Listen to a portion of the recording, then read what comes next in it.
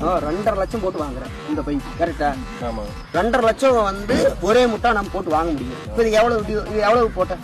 80 ரூபா கட்டணுங்க, 5 ரூபா டியூ.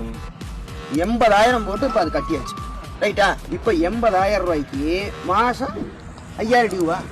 எத்தனை வருஷம் கழிச்சு முடியுது? 3 வருஷம் வச்சுக்கோ.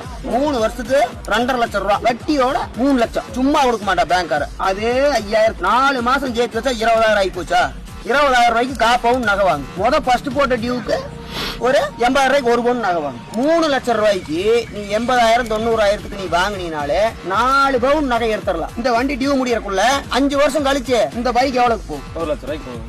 3 லட்சம் ரூபாய்க்கு வாங்கினா 1 லட்சம் ரூபாய்க்கு போகும், ரைட்டா? நீ 3 லட்சம் ரூபாய்க்கு வாங்கின நகை 5 வருஷம் கழிச்சு எவ்வளவுக்கு போகும்? டபுள் மடங்கா போனா எவ்வளவு ஆச்சு? 3 லட்சத்துல 6 லட்சம் ஆச்சா? 3 லட்சம் ரூபாய்க்கு வாங்கின பைக்கு 1 லட்சத்துக்கு போகும். உனக்கு நட்டா எவ்வளவு? 5 லட்சம் ரூபா. புரியுதா இல்லையாடா? 5 லட்சம் ரூபாய் நட்டா. உனக்கு பைக் ஓட்ட வேண்டாம்னு சொல்ல.